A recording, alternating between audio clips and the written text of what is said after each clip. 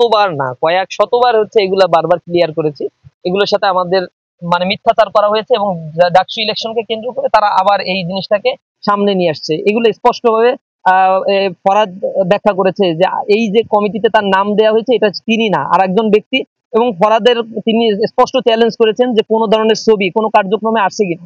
একটা দলের কমিটিতে যেতে গেলে তো তার দু একটা মিছিল মিটিং এ যেতে হবে, একটা প্রমাণ ফরহাদের ব্যাপারে দেখাতে পারছে না। সুতরাং প্রমাণ দেখাচ্ছে না, কিন্তু তারা ওইগুলো প্যাড এমনি সৃষ্টি করা যায়, এমনি তৈরি করা যায়।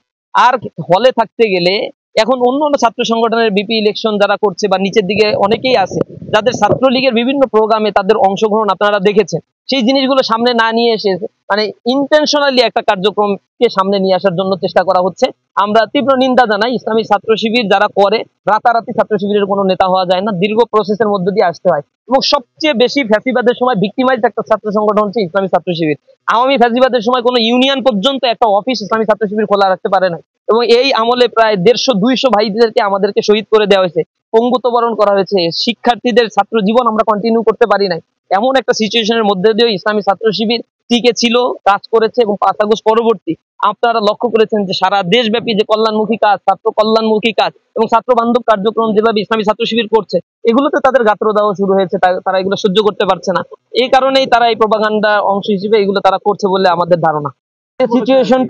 যে সিচুয়েশনটা এখন পর্যন্ত আছে সেটা ঠিক আছে আমার কাছে মনে হচ্ছে, কিন্তু সামনের ব্যাপারগুলো নিয়ে আমরা শঙ্কিত। সামনে ওই বিভিন্ন জায়গা থেকে যে অনলাইনে অপপ্রচারগুলো চালানো হচ্ছে এবং একেবারে ব্যক্তিকে ধরে ধরে হ্যারাসমেন্ট করা হচ্ছে অনলাইনে, এই জিনিসগুলো নিয়ে আমরা শঙ্কিত। এবং তাদের শীর্ষ নেতা সেকেন্ড ম্যান যখন কোনো একটা ক্যাম্পাসে গিয়ে এরকম জাতীয় ছাত্র সংসদের ব্যাপারে বক্তব্য রাখেন, নিঃসন্দেহে সেটা আমাদের শঙ্কার কারণ হয়ে দাঁড়ায়। আমরা আশা করছি যে টাইম ফ্রেম দেওয়া হয়েছে এই টাইম ফ্রেমের মধ্যে ডাকসু হবে ইনশাআল্লাহ। এই ব্যাপারে যদি কেউ ষড়যন্ত্র করে ছাত্রদের কাছে এখন সেটা উন্মোচিত হবে। ছাত্ররা এখন সবই বুঝে। আমরা প্রশাসনের কাছে বলেছি নিরাপদ ক্যাম্পাস এবং ডাকসু নির্বাচনের আগে নিরাপত্তার প্রয়োজনীয় পদক্ষেপগুলো প্রশাসনকেই মানে নিশ্চিত করার জন্য আহ্বান জানাই আছি।